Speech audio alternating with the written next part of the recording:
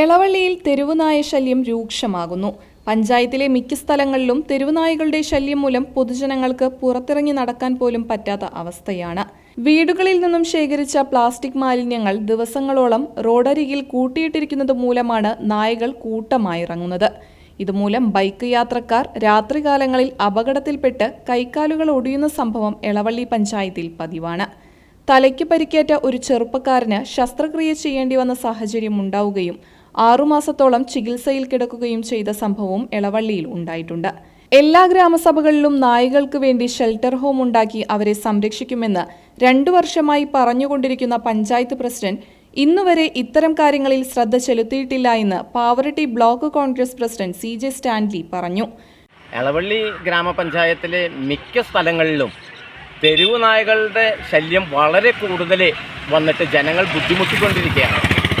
ഏത് ഗ്രാമസഭകളിലും പഞ്ചായത്ത് പ്രസിഡന്റ് തെരുവു നായകൾക്ക് വേണ്ടിയിട്ടുള്ള ഷെൽട്ടർ ഹോം ഉണ്ടാക്കും എന്നുള്ള പ്രസ്താവനകൾ ഇറക്കിയിട്ട് ഇപ്പോൾ ഏകദേശം 2 വർഷമായി. ഇതുവരെ ഒന്നും ചെയ്തിട്ടില്ല. മാലിന്യങ്ങൾ കളക്ട് ചെയ്യുന്നത് ഈ പ്ലാസ്റ്റിക് മാലിന്യങ്ങൾ, പ്ലാസ്റ്റിക്കും അതുമായിട്ട് ബന്ധപ്പെട്ടുള്ള പ്ലാസ്റ്റിക് മാലിന്യങ്ങൾ കളക്ട് ചെയ്യുന്നതെല്ലാം ഒരു സ്ഥലത്ത് കൂട്ടിയിട്ട് അവിടെയെല്ലാം തന്നെ നായകളുടെ ശല്യങ്ങൾ കൂടി വരികയാണ്. പ്രത്യേകിച്ച് കാക്കശ്ശേരി സ്കൂളിനോട് സമീപം എത്ര സ്കൂൾ കുട്ടികളാണ് ആ വശത്ത് കൂടെ നടന്നു പോകുന്നത്. അവർക്കെല്ലാവർക്കും ഭീഷണിയാവുന്ന രീതിയിലാണ് ഇന്ന് നായകളുടെ ശല്യം ആ ഏരിയയിലൊക്കെ വന്നിരിക്കുന്നത്.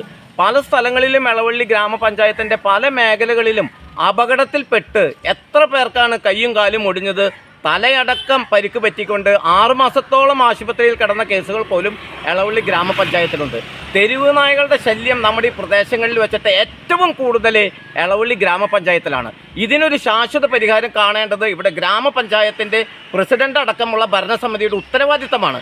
അതവർ നിറവേറ്റണമെന്നാണ് ഞങ്ങളിവിടെ ആവശ്യപ്പെടുന്നത്.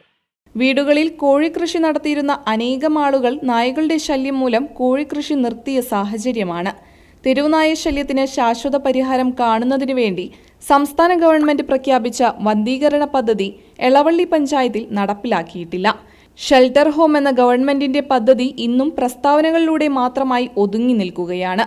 ഈ ഭരണസമിതിയുടെ കാലാവധി അവസാനിക്കുന്നതിനു മുൻപ് തെരുവുനായകളുടെ ശല്യത്തിന് ശാശ്വത പരിഹാരം ഉണ്ടാക്കണമെന്നാണ് നാട്ടുകാരുടെ ആവശ്യം.